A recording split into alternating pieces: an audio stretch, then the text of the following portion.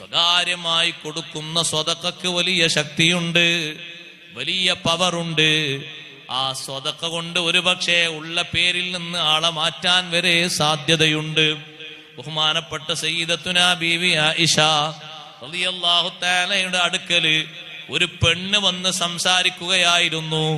ആ പെണ്ണങ്ങനെ സംസാരിച്ചു കൊണ്ടിരിക്കുമ്പോ ജിബ്രീൽ അലൈഹിസ്സലാം വന്നിട്ട് മുത്ത് നബി സല്ലല്ലാഹു അലൈഹി വസല്ലം തങ്ങളോട് പറഞ്ഞു, നബിയേ, ആയിഷ ബീവി സംസാരിക്കുന്ന പെണ്ണ്, ആ പെണ്ണത്ര നല്ല പെണ്ണല്ല, അതുകൊണ്ട് പറയാനുള്ളത് വേഗം പറഞ്ഞു വിട്ടേക്കാൻ പറയണം.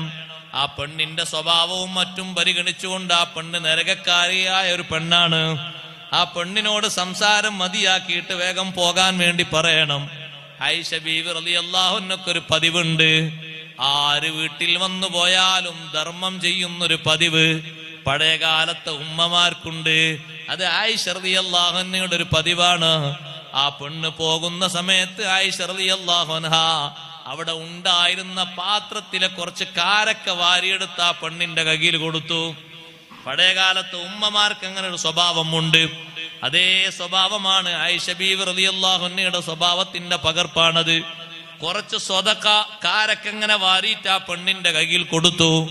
ആ പെണ്ണങ്ങനെ പോകുമ്പോ ഒരു പാവപ്പെട്ട മനുഷ്യനെ കണ്ടപ്പോ, ഒരു കഴിവും ഇല്ലാത്ത മനുഷ്യനെ കണ്ടപ്പോ കയ്യിൽ കിട്ടിയ കാരക്ക മുഴുവനും ആ മനുഷ്യന് കൊടുത്തു. മേലോട്ട് കയറിപ്പോയ ജിബ്രീൽ അലൈഹിസ്സലാം രണ്ടാമതും വന്നിട്ട് പറഞ്ഞു, അല്ലാഹുവിന്റെ റസൂലേ, ആ പോയ പെണ്ണിനെ വേണമെങ്കിൽ തിരിച്ചു വിളിക്കാം, ആയിഷ ബീവിക്ക് വേണമെങ്കിൽ സംസാരിക്കാം. ആ പെണ്ണിന്റെ പേരല്ലാഹു മാറ്റി എഴുതിയിട്ടുണ്ട്. ഇപ്പോൾ ആ പെണ്ണ് സ്വർഗക്കാരിയായ പെണ്ണാണ്. നോക്ക് നിങ്ങൾ, ഇതിനിടയിൽ പ്രവർത്തിച്ചത് ഒരൊറ്റ വിഷയം മാത്രമാണ്, ആ സ്വകാര്യമായ സ്വതക്ക. ആ സ്വതക്കക്ക് എത്ര